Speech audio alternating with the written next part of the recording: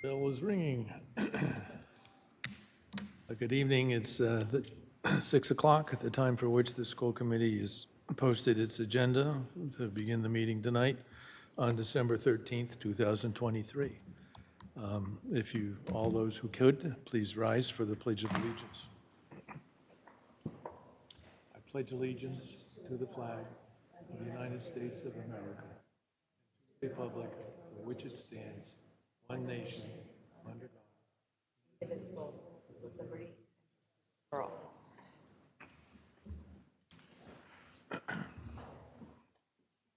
Our agenda tonight, after the call to order and Pledge of Allegiance, is approval of minutes, approval of the minutes of November the 29th, 2023, Superintendent's report, Assistant Superintendent's report, the Director of Finance and Operations, which will be interesting to see how that happens, School Committee member reports, citizens' requests, acceptance of $630 gift donation, a budget timeline update to the annual town meeting, a vote on a 2024-25 school budget, and then adjournment. So with that, is there a motion on the minutes of November the 29th, 2023?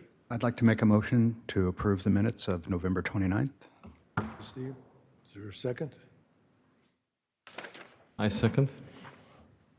Any discussion? Seeing none, all those in favor? Aye. Votes 5-0-0, thank you. Amber, if you want to start the reports? Happy to. Good to see you all.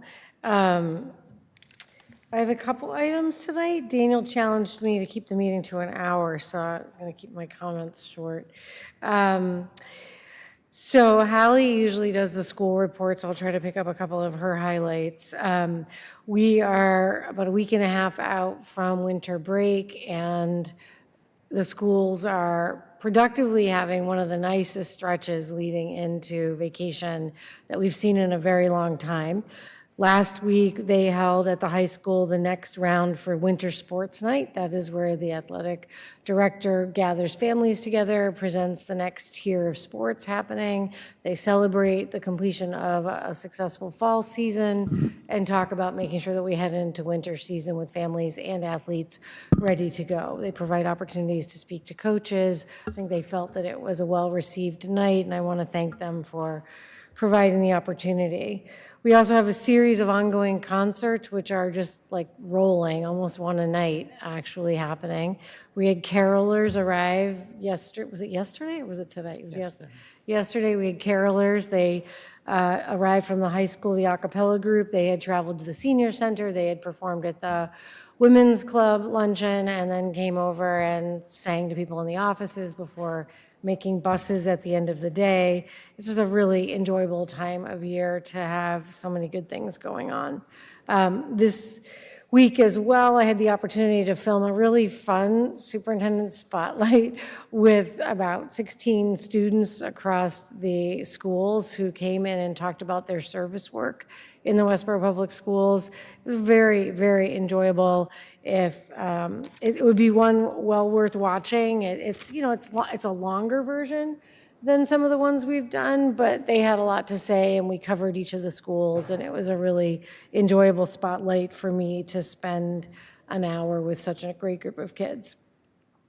And I think as we look towards break, we're really all things budget right now. It's really about completing the budget discussion tonight and then moving into the winter segments where a lot of the targeted goals that we have that we presented in the fall will be presented to you at the mid-year report on strategic planning.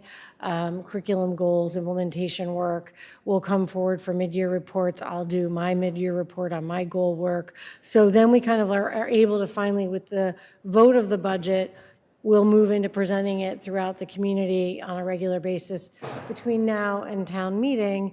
But more importantly, we kind of then shift our lens to the middle of the year where we do a lot of work with targeted curriculum and development goals. So good things ahead. We feel really very motivated by the range of things going on with just a lot of really important work this year in the schools. So we look forward to kind of shifting our lens, and the reports you receive, you start to then get reports from departments too, which is really nice.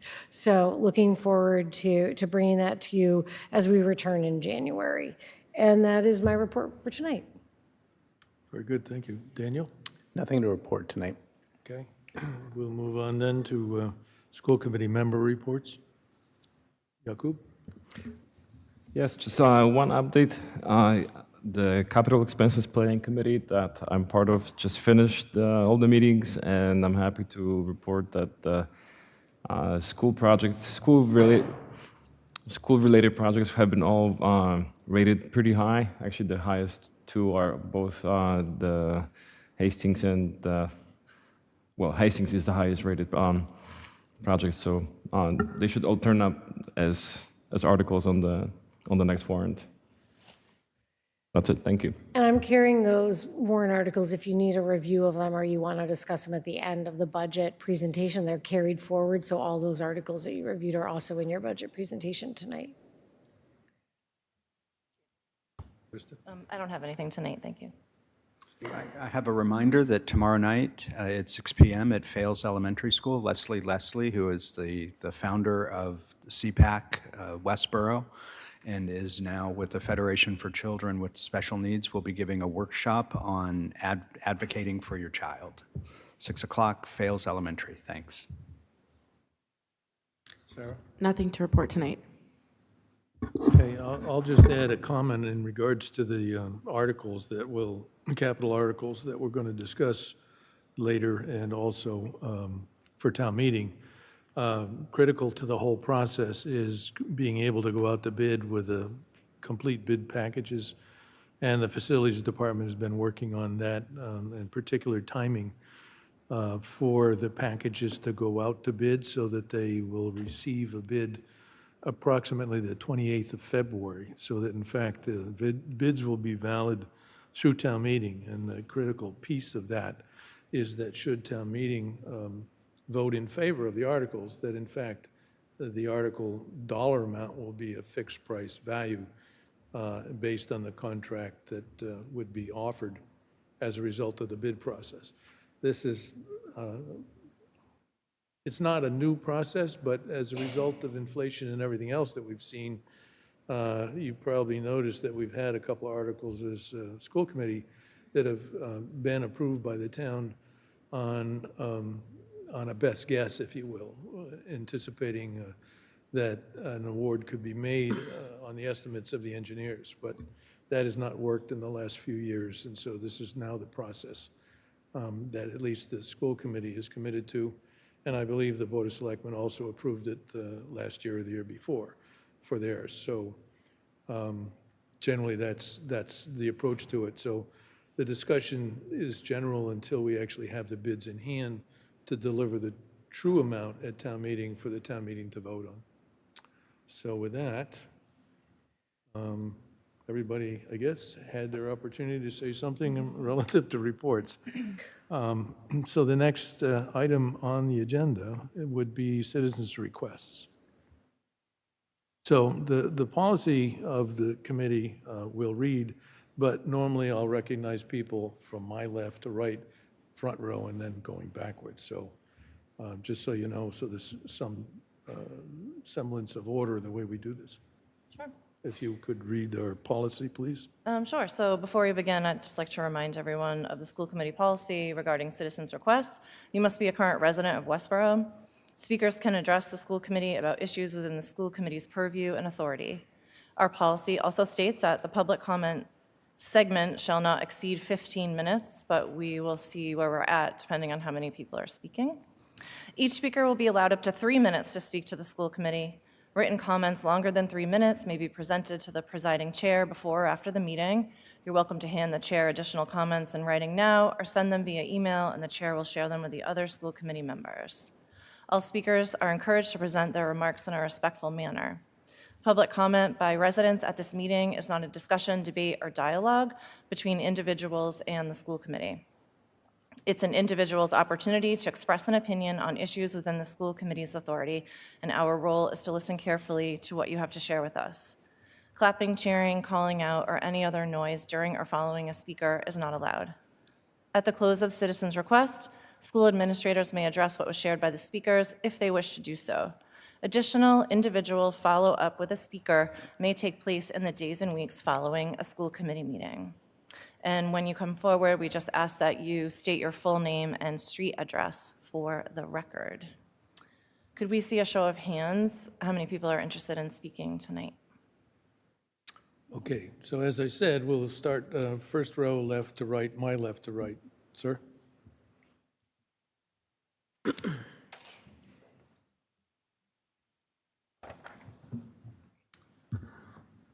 So Mike Noonan, 4 Rosewood Place. 2 weeks ago, some of our fellow residents spoke in this forum, and some of the comments were in response to the presentations that our parents group has been making here over the past couple of months. Some of these speakers asserted that there is a crisis in our schools having to do with, quote, hate crimes. One of the speakers implied that these crimes are, at least in part, the consequence of, quote, families spewing hate over dinner. With these presentations as pretext, I'd like to recap what our vision for the Westborough schools is, and maybe along the way even see if it sounds hateful. Our belief is that our students should not be subjected to topics for which they are not prepared and that are at odds with the wishes of their parents. We believe that our kids should not be balkanized based on their racial or gender identity.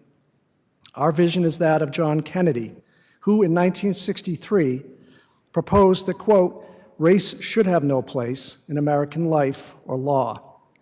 Our vision is for a school system that simply educates, teaching our kids not what to think, but rather how to think.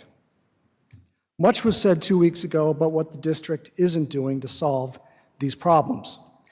What we didn't hear is specifically what it is that we're trying to achieve.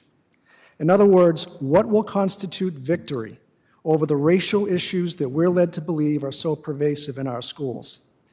Amber, if I can paraphrase, I think what you said 2 weeks ago is that the district has responded decisively, kept parents informed, and we believe that this is appropriate. But beyond that, our parents group believes that if there really is a crisis in our schools that involves hate crimes, it needs to be addressed. Bullying and abuse are never acceptable, whether the child who is being victimized is black or white, or identifies as transgender, or identifies as an evangelical Christian. But again, the question is, how many task forces and consultants and rainbow-colored flags are needed? What problems are they solving? And at what cost to our students and parents, many of whom have had enough, and I know this to be the case, of this constant focus on identity, rather than on the value of people as individuals and the idea of e pluribus unum, out of many, one. Brought his name up before, Booker T. Washington, 120 years ago, warned us about groups of people who, for their own personal gain, seek to perpetuate the idea that racism is everywhere. We may want to think about whether that mindset is dictating how our students are being educated, and maybe even how they're treating each other. Thank you.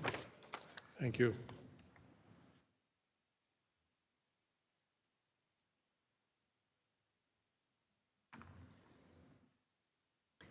Felicia Vatesman, 27 West Street. It's estimated that less than half of 1% of high school athletes are transgender, and that roughly 30 transgender athletes compete openly in college sports nationwide. Half of 1%. But boy, aren't we fearful of this happening in our beloved community. Results show that the percentage and number of adults who identify as transgender in the US has remained steady over time. So yes, we are finding more kids are becoming out as trans, but before we weren't even asking if kids were trans. And again, results show that trans adult numbers remain steady. So more kids identify as trans, but by adulthood, the numbers even out. This is from the UCLA Williams Institute. Why do I mention these statistics, you ask? It is not to point out that more kids are becoming trans because of what is taught in school. What studies are finding is that kids are figuring out their identity and who they are, and sometimes experiment with being trans. Why are we so against kids going by different pronouns or how they dress or who they associate with? Most of these kids aren't seeking medical care or surgeries or playing in sports on chosen gender, so what does it matter? And why is it so hard to just support your neighbors or your child who might say they're trans, especially if they eventually decide, I'm not really trans, as they get older? Remember Shiloh Jolie Pitt, the daughter of Brad and Angelina? She used to wear short hair and tuxedos and went by they, them. Well, now she's 17 and has gone back to going by she, her, and enjoyed the support of her parents while she spent some of her youth figuring out who she was. Same with Birdie Phillips, daughter of Busy Phillips. She also recently came out and said she wants to go by she, her again instead of they, them. How terrible would it have been for them if their parents refused to acknowledge their wishes and instead rallied against them and went to school board meetings blaming the system? Perhaps when children come out to their parents as trans or gay or anything else different, use it as an opportunity to talk about unconditional love and tolerance. In the case that the child remains trans, then it's even more important that they were supported during their young teenage years. Before Brown versus the Board of Education in 1954, there were many people who showed up at town halls, board meetings, and school meetings to cite all the atrocities of integrating schools, how horrible it would be for their white children to have to sit with the coloreds. In Texas, many schools were segregated well into the 60s and early 70s as many school systems slow-walked the integration process. Fast forward to 2023, and these people coming to spout their hate sound an awful lot like those people back then opposing integration. I am here supporting the school system, its acceptance of all kids regardless of their LGBTQ status, and to remind the school board that the majority of the people in our community don't think you're grooming our children. We don't think the school board agenda is turning them gay, and we generally don't show up because we have no beef to give. And honestly, if a parent truly believes that the school teachers and the education system is grooming their child, then they should probably look into homeschooling or private schools. Time. Thank you. Boyd?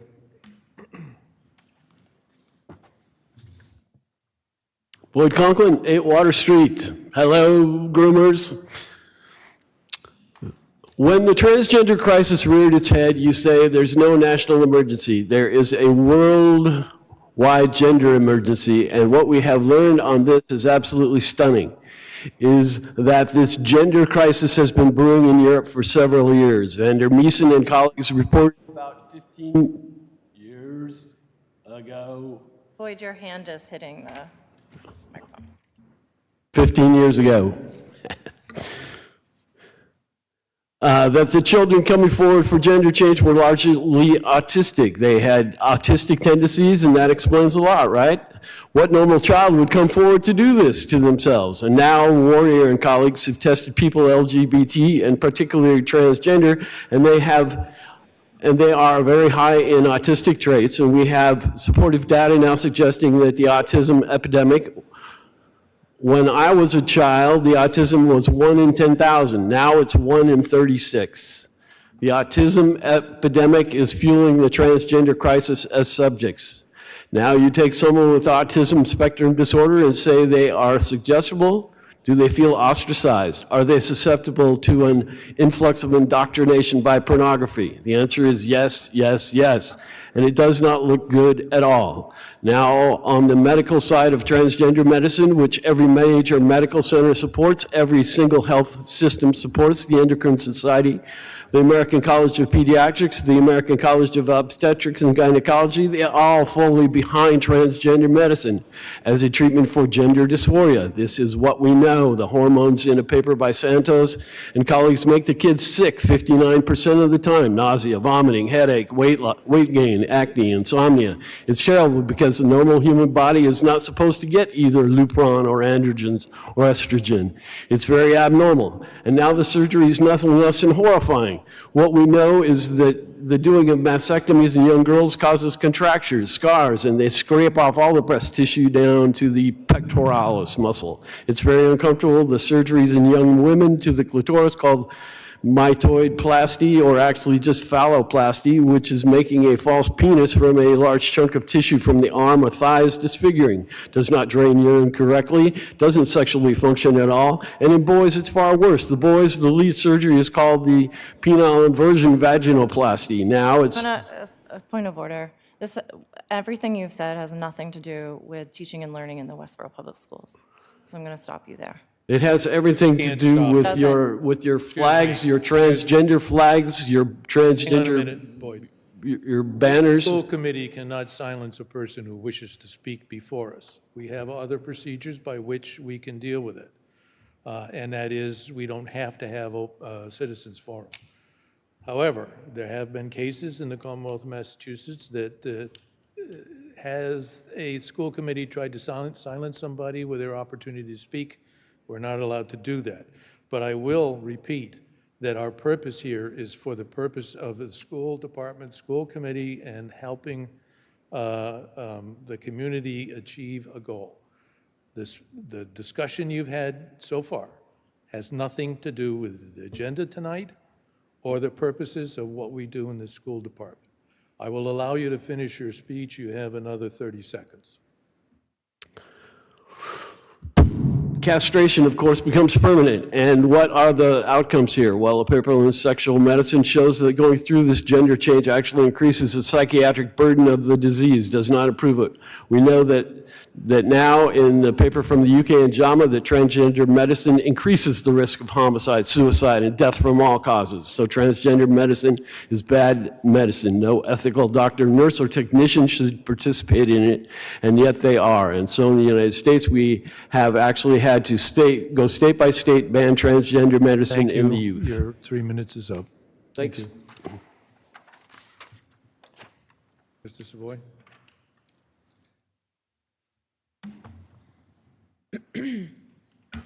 Wilfred Savoy, 41 Chestnut Street. My request tonight is that the public would be given an opportunity for questioning regarding the budget presentation tonight, since there have been changes in the budget since the public hearing. I'm hopeful that the public will be given an opportunity for a couple of questions on that. Thank you. We'll consider that. Thank you.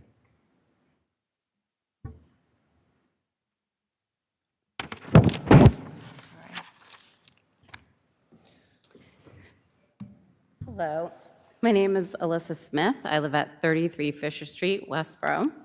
I'm here today on behalf of We Care, Westborough Committee for Anti-Racism in Education, to address two topics: our continued request to address instances of hate speech in Westborough schools, the need to thoughtfully hire the next superintendent of Westborough Public High School.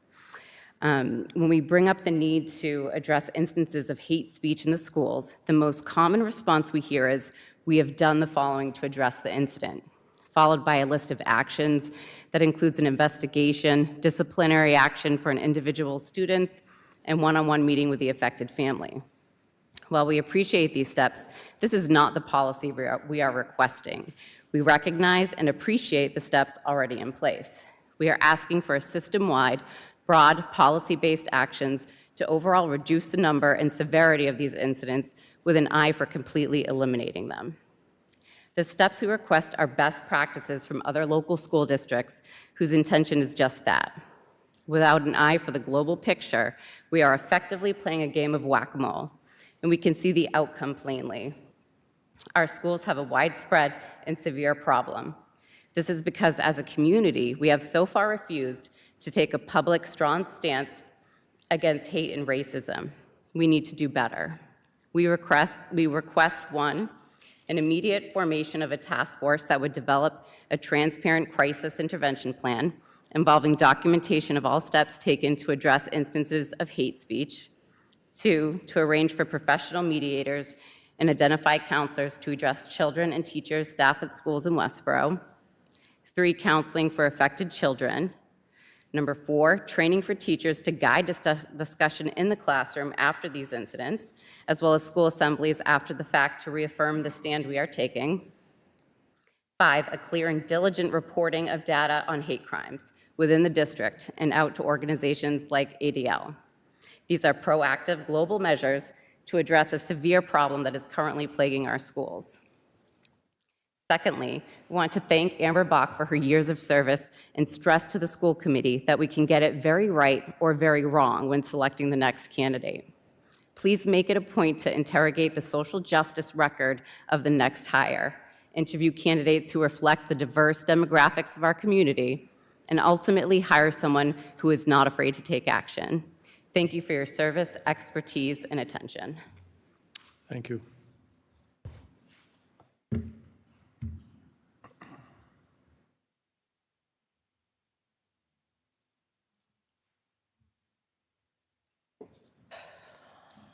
Good evening. Good evening. I'm Jody Hensley, 39 Arch Street, and I have just come to share my experience with the Westborough Public School systems over the last 4 decades in our family. We have always found the Westborough schools to be student-centered, to focus on academic excellence across the curriculum, and to have a culture of inclusion. We had 4 students here in the previous generation and 2 students, our sons, who have completed their education in the Westborough Public Schools and are now successful young adults. We have had broad-ranging conversations across all of our dinner tables across all the years. Our family came here in 1979 and chose this town because it's one with a culture of high value on academic excellence. And that was in 1979, and we're still here today. Your school system has produced well-balanced, successful adults regardless of their political beliefs or gender orientation or identity, and we are not a monolithic family. It's also a culture of kindness that has helped form my other family members, and our worldview as we move through this world. And I just want to say, keep doing what you're doing. Again, we've been here for about 40 years. We chose to raise our 3rd generation here, and we have not been disappointed. I also served for 6 years on this school committee, so I know what professionals do every day in their work. And it is not an identity-focused agenda, but it is a student-focused agenda, helping to prepare students as citizens of the workforce of tomorrow, which we have to know is increasingly diverse. So I congratulate you on, I know the amount of sacrifice you make to do this job on the school committee, and I know how hard our faculty works to be the best they can for all of the students here. And congratulations, Amber Bach, for your 10 years of contributing to the tradition of excellent Westborough schools. Thank you. Thank you, Jody.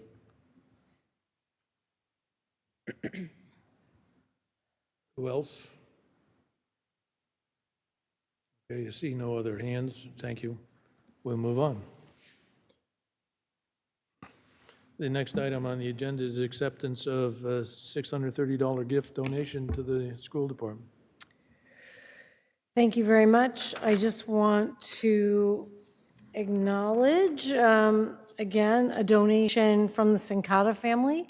They did this actually last year when the volleyball team went to states as well, and they purchased tickets and travel for students to attend the state volleyball final for free.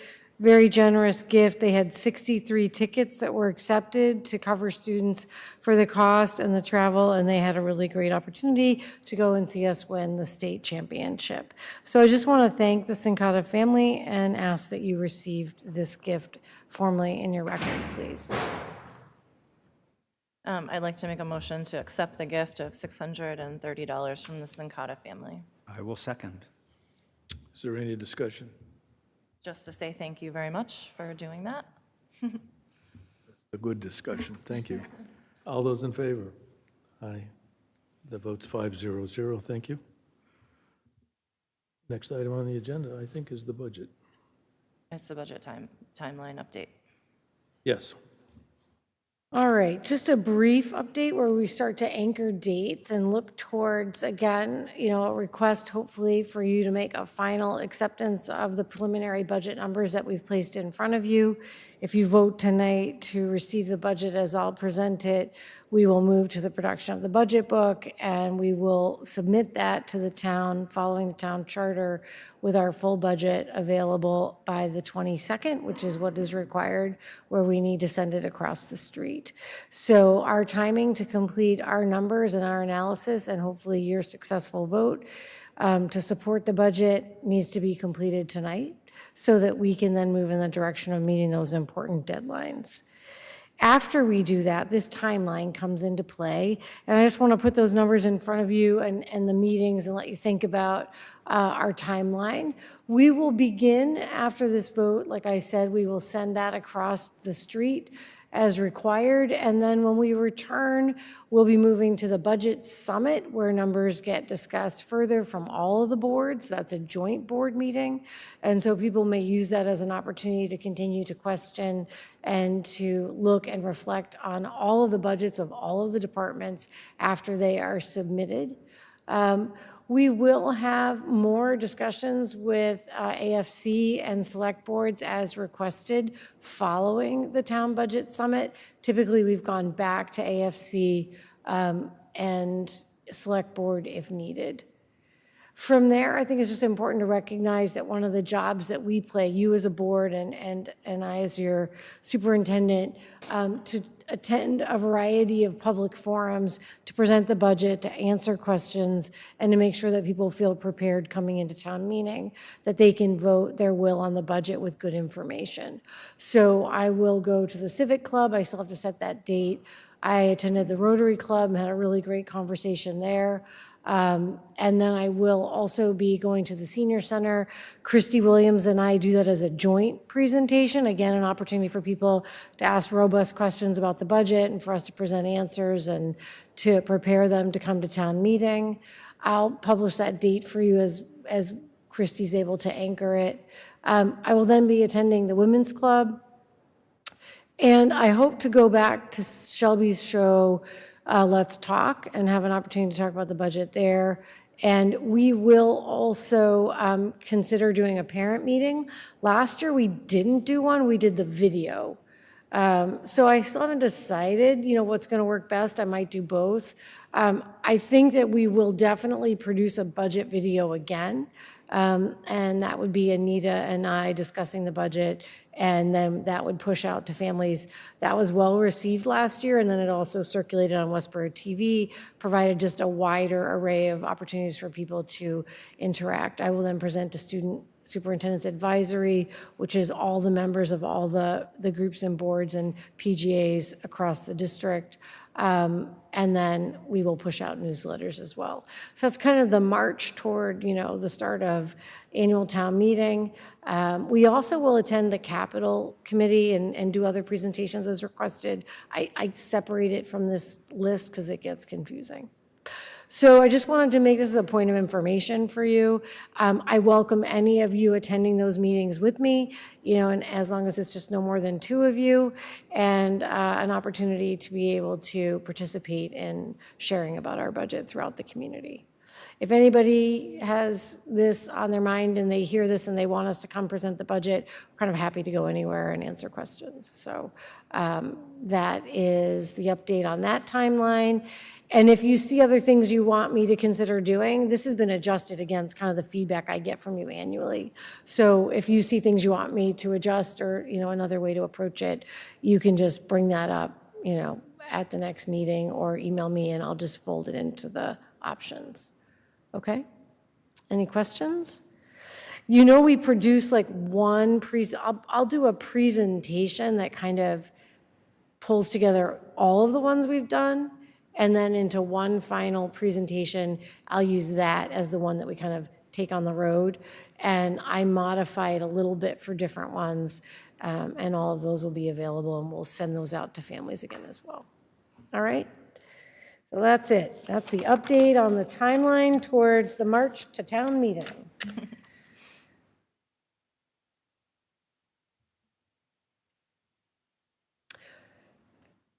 All right. Mr. Chair, are you ready for me to continue? Yes, please. All right. So I just want to begin by acknowledging that poor Anita Patel, who is the Director of Finance, who should be sitting right here. I've now become this little island all by myself. Anita is continuing to do, I just want to say, a superb job to help develop this budget. She and I speak daily, oftentimes well past what are reasonable hours for people to be talking budget work, but she's a late night worker and so am I. I just want to commend her for being an incredibly good partner in this. And tonight as I share, She will be texting Daniel and I so that we can provide, her voice to this discussion as needed, all right? So I will begin. So this is budget presentation number 5. It is the final presentation.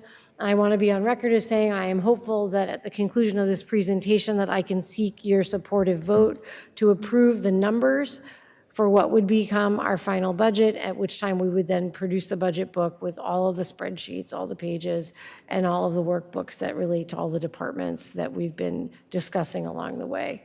At that time, the final budget would go across the street, carrying the numbers that you have seen along the way.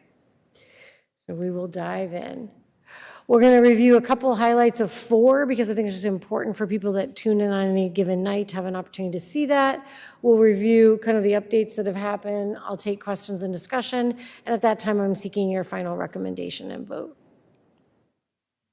You see here you are at the 13th, and as I said earlier, the town charter requires that we send it across the street by, it says here the 22nd, but I also want to carry the 21st a day earlier in my mind to try to make sure that we meet the town charter, that our full budget all decked out in the final book is available and posted online.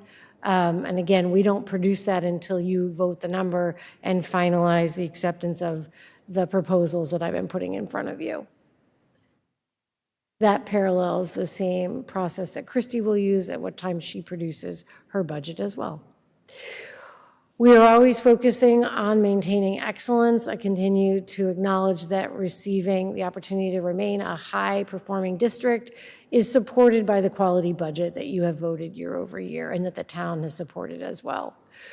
We ground all of our work in respect and collaboration and the work that comes together to make sure that it is a thoughtful, transparent process where you're seeing the pieces of the budget as they step forward before I produce the final budget for you. Again, we're always focused on strategic innovation and forward thinking, the things we can do for cost-saving measures to make sure that our budget is sound.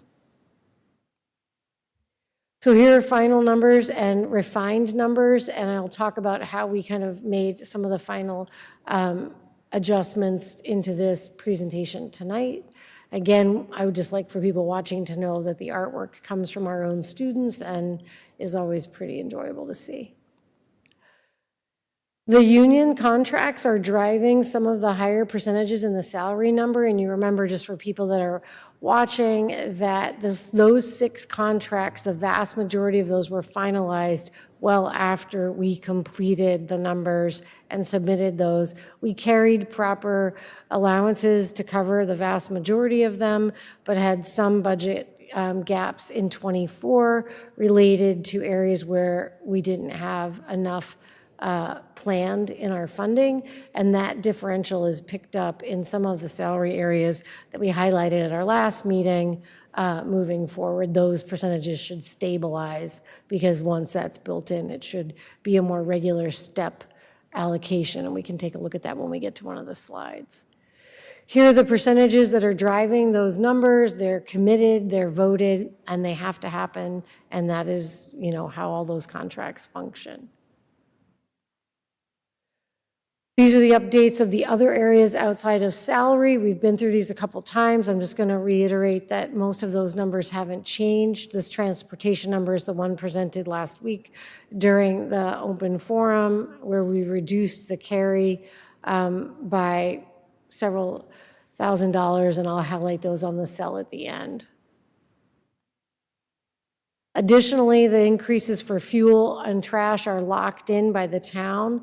Electricity by the town, fuel and trash by our own contracts.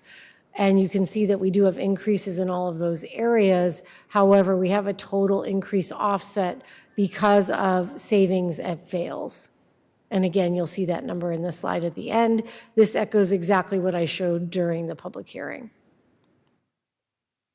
This number remains the same as the public hearing as well. It's an increase of $90,000 against the cost for the increase in hardware vendor services, software licenses, and all of the increased substantial work that it takes to maintain our technologies. We also know that in differing years, we've reduced the technology budget, and we've been looking to kind of recover that number. This is the first budget, by the way, where I haven't shown the reflection of the COVID impacts, where over 2 years, we cut almost $1 million, 600 one year and 400 the year before. And we have made vast recoveries from that, but there are residual impacts that happen when you take that out, and that was in 2020 and 21. And so here we are, building the start of 25. We're not telling that story anymore, but those recoveries take a good amount of time. And then we had some frozen, allocations for a couple of years. And last year in 24 was the first time we had increased the building budgets, and we increased them by 2%, minimal increases. And then this year we're level funding them again. So you see in the technology that the capital and the alternative funding sources for the digital art lab and the CAD lab are on hold. I'll be seeking alternative funding for those, either fundraising or hopefully a donation, or we will, look for ways to cover those in the future. They're not built into this budget. We do, however, have built into the general fund the increases that John was requesting, and that totals to the 90,000. It ties out to the number in the last slide. Again, this is the same as when I presented it at the public hearing. Curriculum instruction also remains the same from our last presentation. You can see that Daniel's new request on that side built in 60,000 of additional funding into curriculum and instruction, but left those other items where he's wanting us to understand that those are locked in costs that are using the vast majority of his budget year over year now. And I just think it's important to be transparent and show those numbers, because at some point he'll probably need another increase next year. The circuit breaker remains the same. That's the allocation that we left with at the last time, where we had funding that we were able to grab and reallocate against salaries and other expenditures in the budget allocation. So that 489,751 is the same number you saw. That moved back into general fund allocation for the total budget that we're presenting.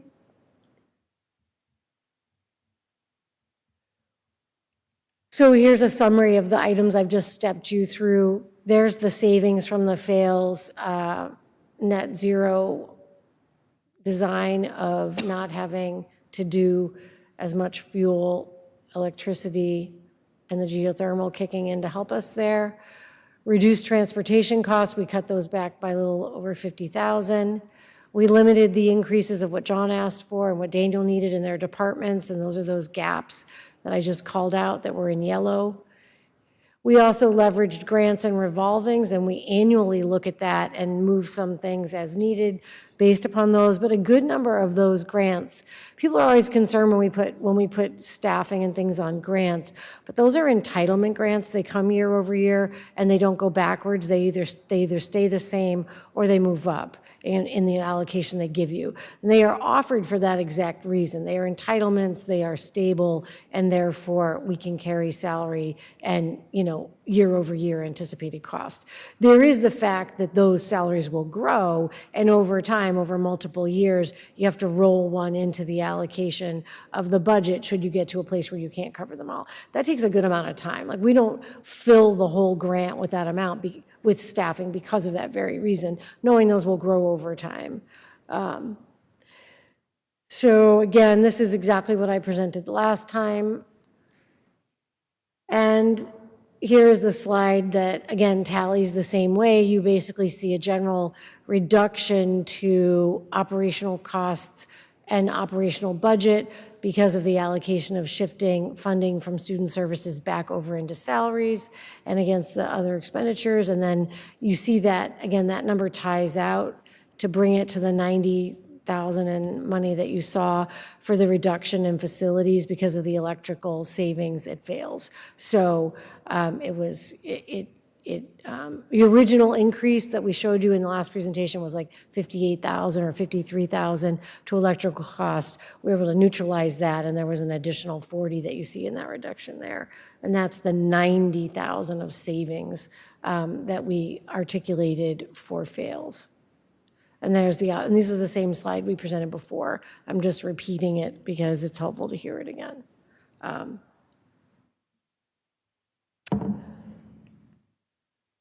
Around the WLT requests, all this remains the same. I'm just reiterating it to you.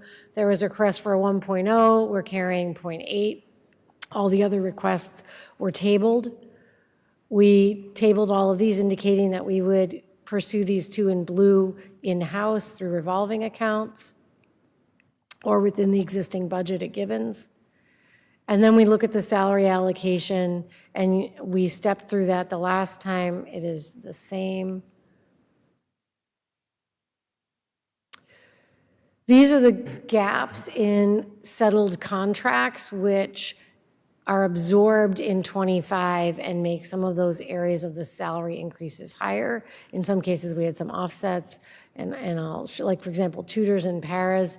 100,000 of that was paras and 90 was tutors, but the tutor number doesn't look as high because we shifted 2 tutors to grants and we cut a tutor. So that number would be higher if we kept the exact same staffing, but we went down in tutor staffing by, well, and one, we went down one and then we moved one to a grant. So when you see that percentage, and again, same as I presented it last time, it's not running as high as you see the custodial number, the percent allocation increase is higher because of the fact that we're picking up that gap. And then about 150,000 for the leadership work for that settled contract. We didn't settle that till May, that MOU for those curriculum coordinators to move over to the admin contract and to add the additional 0.6 release for the department heads.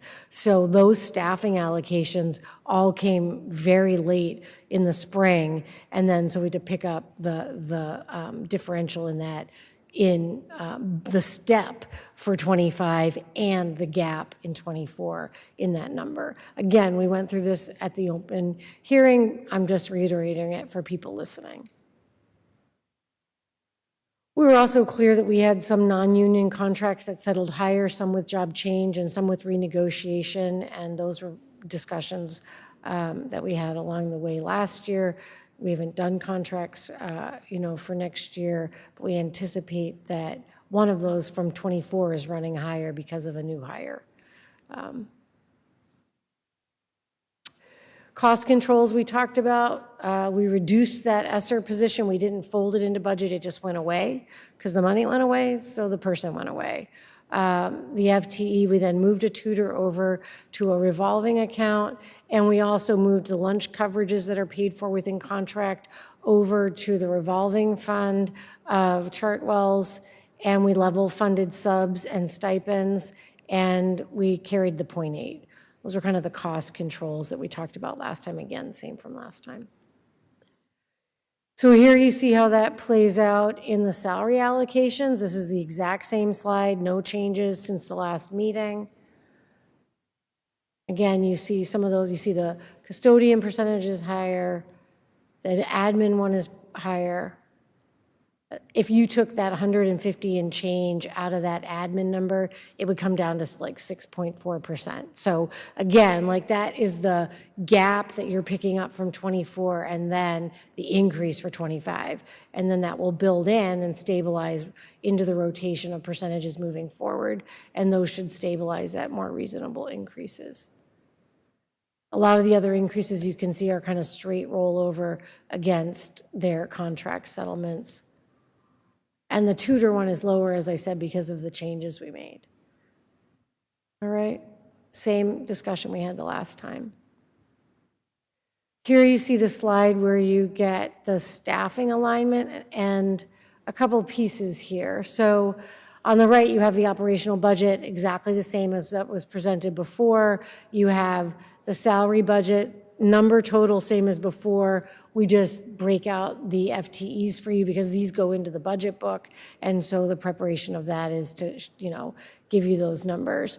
So you see in the blue column, for teachers, we have 414 teachers on the general fund. We have a total of 423 teachers. The others are carried on grant and revolving. So the differential in those numbers is if we've pushed some on to grants and revolving. So the yellow column is like total people.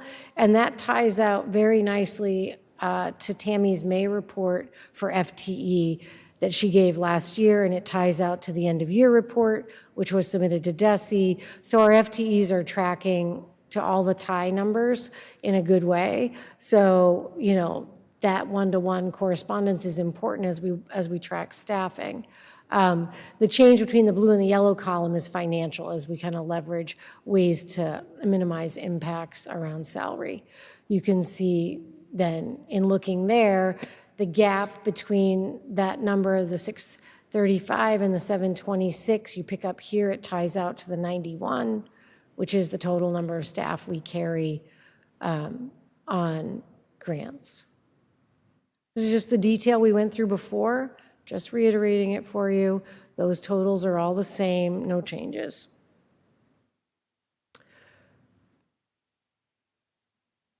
And here is the operational budget, and I'm going to talk through why that number is more advantageous. It's more a calculation change than it's not a substantive change in any of the decisions I presented to you before.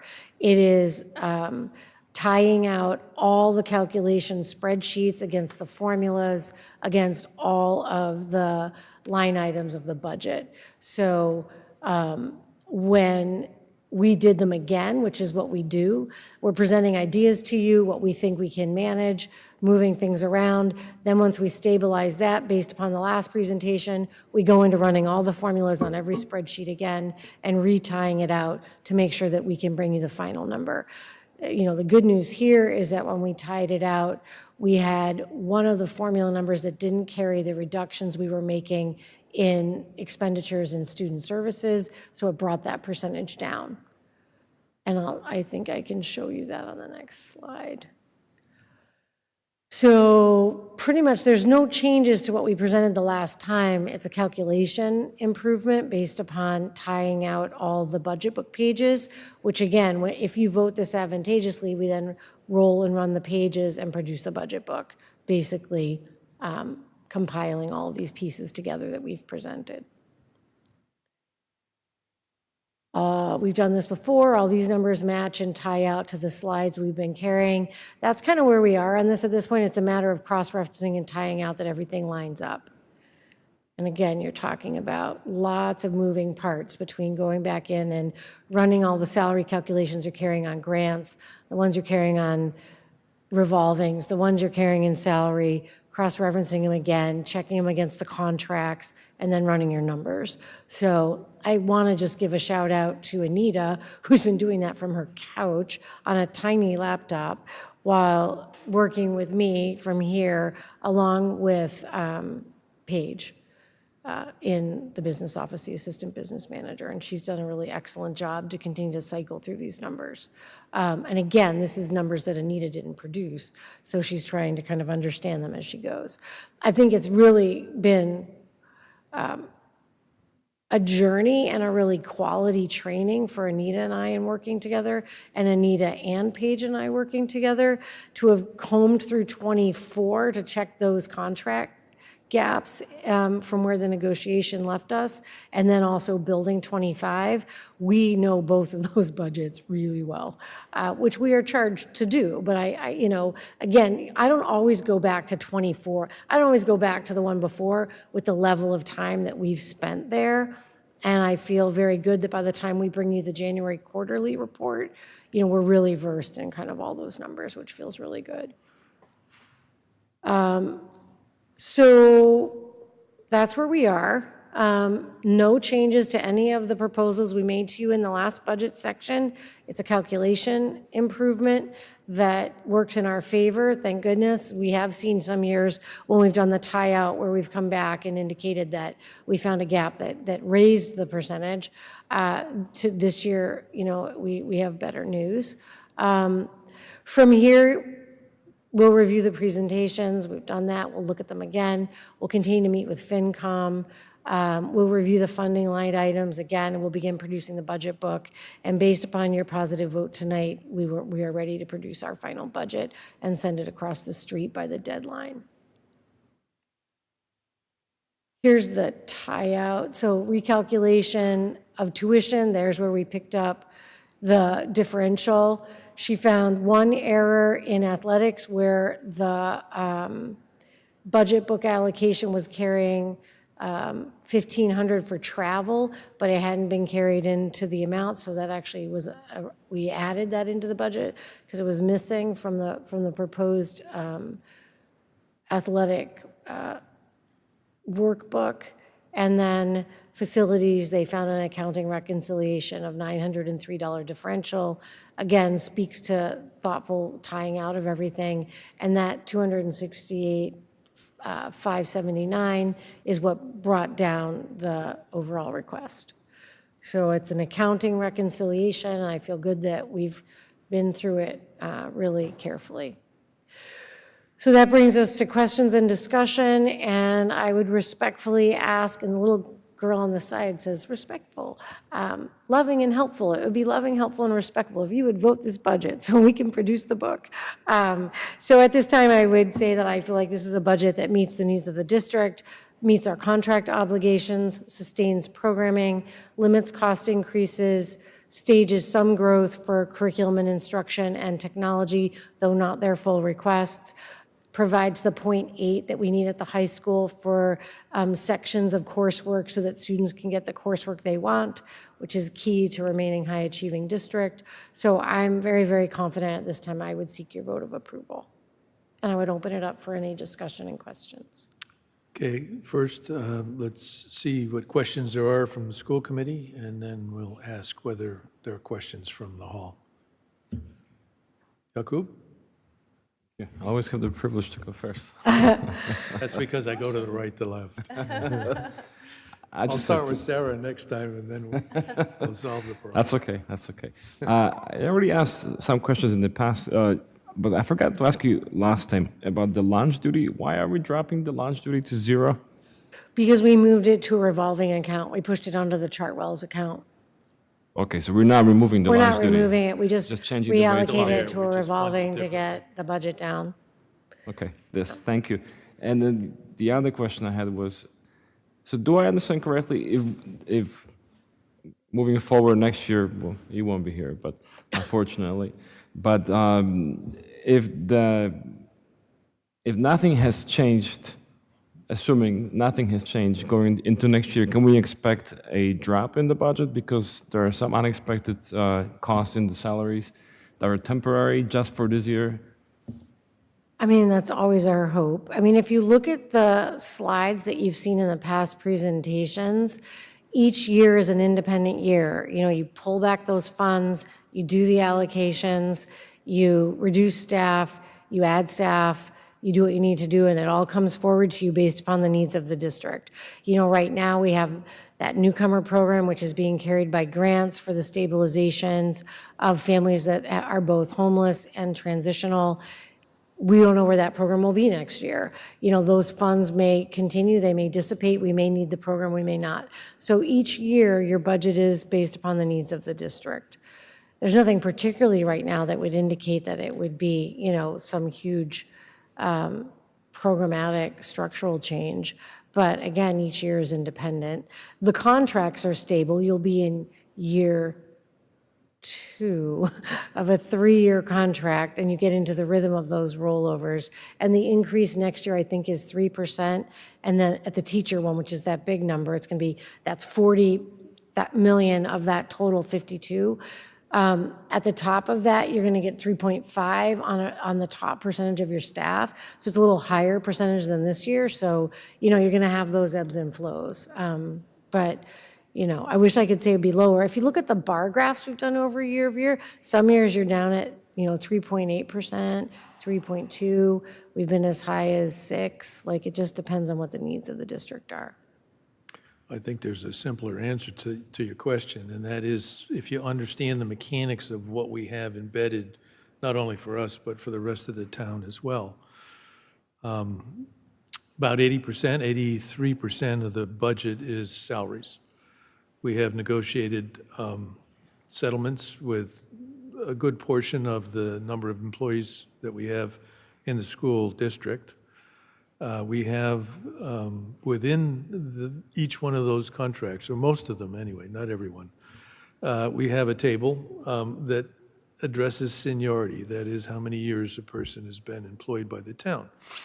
And each year, they progress to the next step up. So embedded in the budget, of course, is a increase in total dollars for salary if we have no additional employees. So the answer to your question is, it would be very unlikely that the budget would stay the same. The only way it could is if the state funding for certain parts of the budget increases, which, by the way, I think we are going to have an increase, certain amount based on the budget that was passed. When we see it, of course, will be some time from now in Chapter 70 money. So anyway, the direct answer to your question is no, it's not likely to stay the same unless something changes, because just the inherent process of contracts and steps based on seniority are embedded in the process. So, but all the other things that Amber said is true as well. Okay, thank you. Kristen? No questions. I think your presentations have answered everything. Thanks. I'll start with Sarah. I think I've had enough time to look at it independently. I don't have any questions. Steve? Yeah, all my questions have been answered. So I guess I'll just outline the way I see budgeting for the school department. Basically, as Amber mentioned, we start off with a philosophy of what does the school district need? What do we need for teachers? What do we need for all other employees? What do we need for supplies, software, et cetera, et cetera? And so that's the focus of the way the budget is built. And in fact, I think if you go back a few slides, there is that comment in there. And so we don't know what the budget is going to be until we've ascertained what do we really need. And so as Amber showed in one of the slides, as far as staffing goes, that we have, I think, overall an increase of 0.8 of a full-time equivalent. 0.8 in next year's 0.8, budget, excuse yeah. me. Well, 0.8, that should be the same. Yes, yes, it is. Sorry. I'm looking for slides here. Yeah. So anyway, the bottom line on this is then everything else goes with the process by which you build the budget and the staffing and the mechanics of union contracts and steps and lanes and all the other things that go in there. And we're hopeful, and I have to say in this year, based on the horrendous relationship, I guess, between inflation and what people needed to earn in order to feel comfortable in their jobs, the fact that this budget has come out at 5.44%, given all the things I just mentioned, is quite extraordinary. We were lucky in the sense of the cooperation of the various unions in the union negotiations we had, where it was a fair give and take between all the players, the school district, as well as all of the union contracts we negotiated.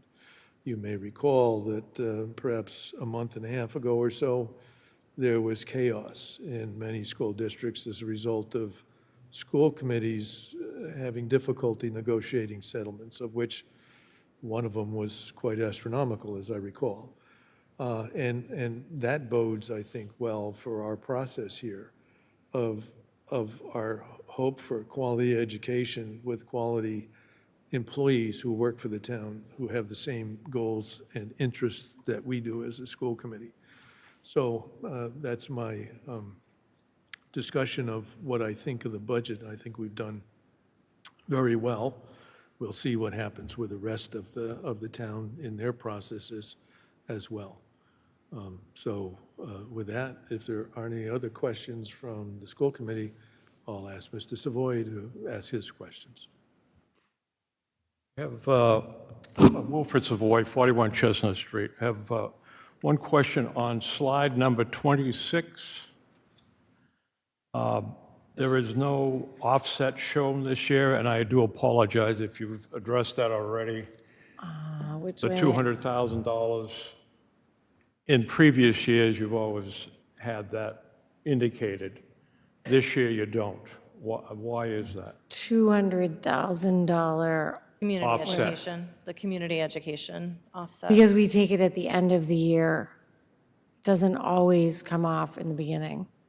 So in this year, we took it for buffering. We're taking more this year.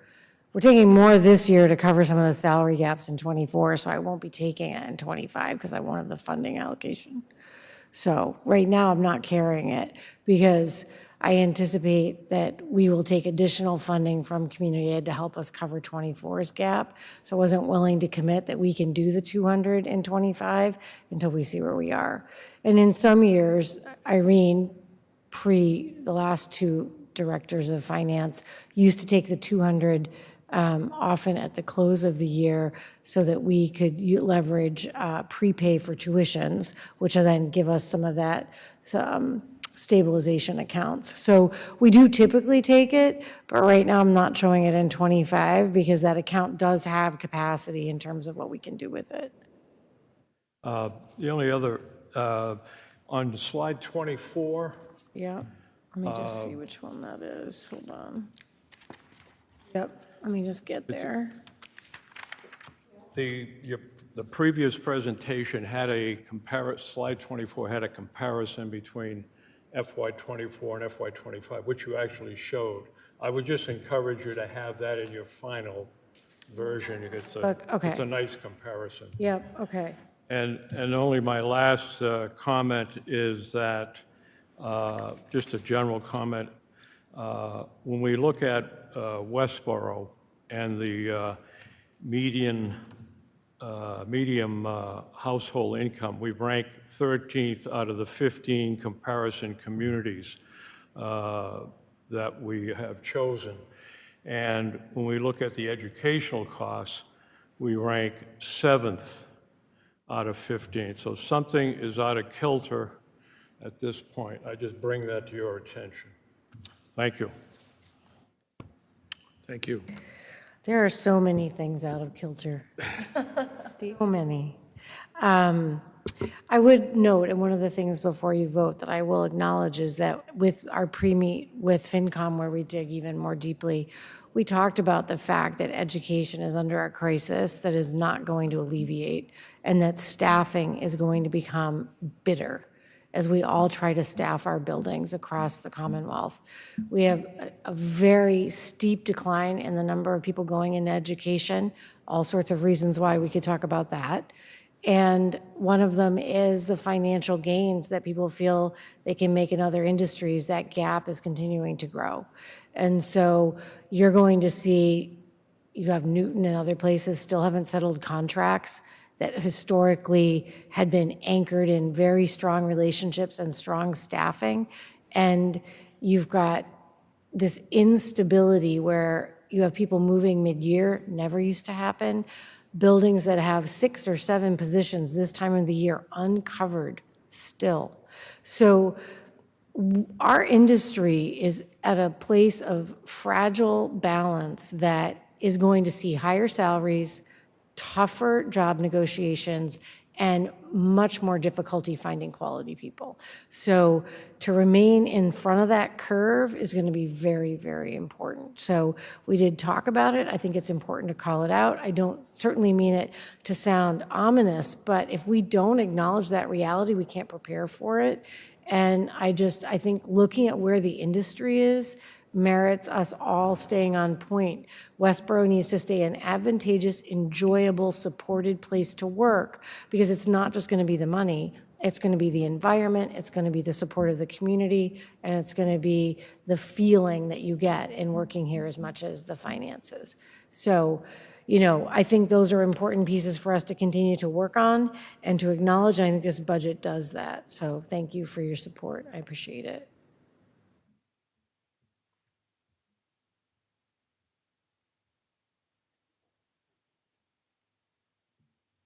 Hi, I'm Susan Reynolds from Upton Road. I just have some questions regarding the grant/revolving account salary. Yeah, And I'm trying to understand, for the most part, the town pays for almost all of the school system, correct? Yep. But we do have some grants. Yep, there they are. Okay, and on the right, you've got FTEs there. So are these FTEs also, is all of this money included in what that budget is? So if we didn't have these grants and revolvings, our budget request would be $2,855,000 higher. Okay, so you pull this out. Yes. And how do you determine, like, I'm not sure who non-union is or who's in these categories? I'd like to So- understand a little bit more So if you just go about the back, grants. sure, no, that's a great question, Sue. So if you look at this slide, you see up at the top, you see that blue column shows you that there's 414 teachers on budget, and Right. there are That's the difference. 9. Got it. And then, so if you take that 91, all that 91 staff all in, and we can talk about who they are if you want, in terms of the different units, that 91 and that 635 tie out to 726. So when you look at that column, yellow, it shows you, like, for example, we have 145 paras, but 98 of them are in budget, and the other ones are all on revolving accounts and grants. And then if you look over here, you can see that pair, we have 47 paras on grants and revolvings, and that 47 and the 98 tie out to the 145. So, you look at like your total staff, and the grants and revolvings are advantageous to alleviate the burden on the town, is how you can think of it. So financially, the grants and revolving accounts alleviate financial burden on our community and cover some of the costs. So when you apply for those grants, it's specifically for staff? When we apply for grants, they're called entitlement grants, and they come in, for example, the IDEA grant is one of those grants. That's the special education grant. That's money that comes to us to help cover and defray costs of the complex needs of some of our learners. And districts like us, and we put staff on that, we put supplies, we put all sorts of things.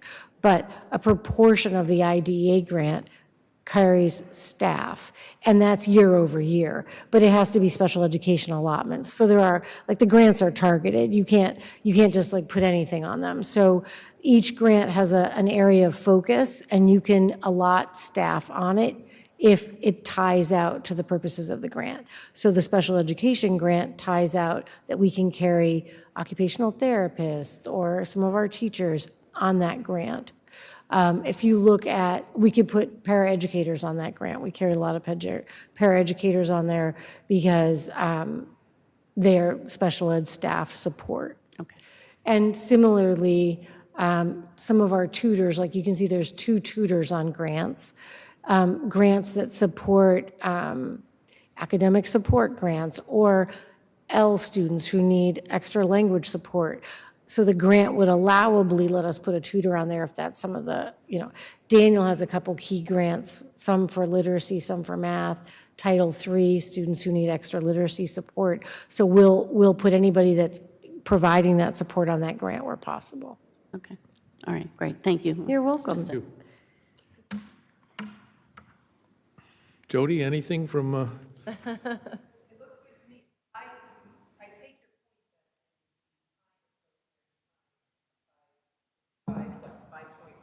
Four.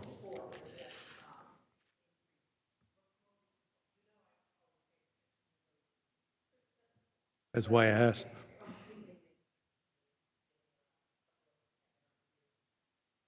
Yeah, this has been a tough year for schools. It's been a tough year for money. It's been a tough year for a lot of things, as well as the people who are employed by the town.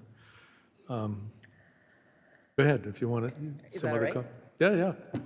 Okay, so I don't know Only if I because got I into the said so, record I when I guess. said, I thought that the 5.5% increase makes economic sense, given the background inflation that we've been experiencing over a couple of years. The other thing that I am concerned about, though, is that I know our employees have fallen behind neighboring towns in terms of their salaries, and I don't have specifics about that, but I know I had a friend who said, my daughter teaches in Clinton, but if she came and got a job in Westborough, she'd be earning less than she would in Clinton. However, the top of the scale is higher in Westborough. But that does make me, I am sensitive to the fact that we're 13 out of 15 of our benchmark schools on household income, but also sensitive to the fact, as I said before, that we're a town that highly values education. I also wouldn't want to see only the wealthier towns with higher incomes being the ones that can have excellence in schools, but some of the towns that are more diverse, I'm pretty proud of how economically, socially diverse our town is, and we can still deliver a high quality education to our students, but that involves a financial commitment.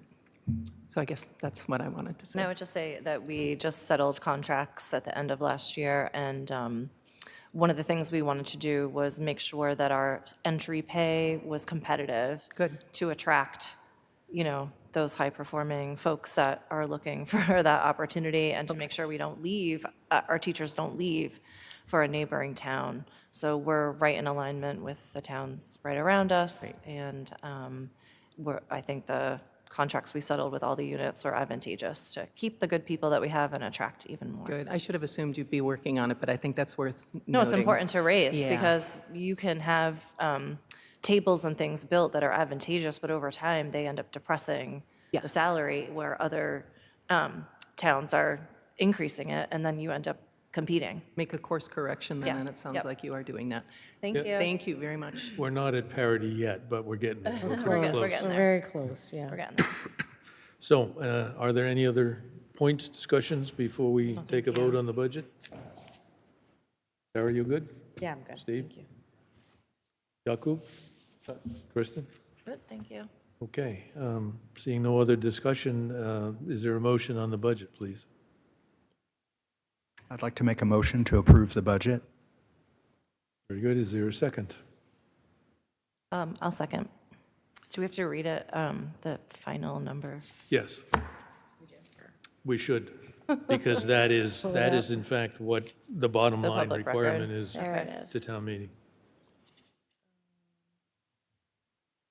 So I would just add that to the motion, that we are voting to approve a budget of $66,996,333. Which is a 5.44 increase over last year. So without any other discussion, all those in favor? Aye. 500 is the vote. Thank you. I think that is the end of our meeting. Yep, that's it. Is there a motion to adjourn? I will make a motion to adjourn. Is there a I'll second the motion. There you go. All right, all those in favor? Aye. 500. Thank you all. Thank you. 7:17, 7:17, Daniel. Good job.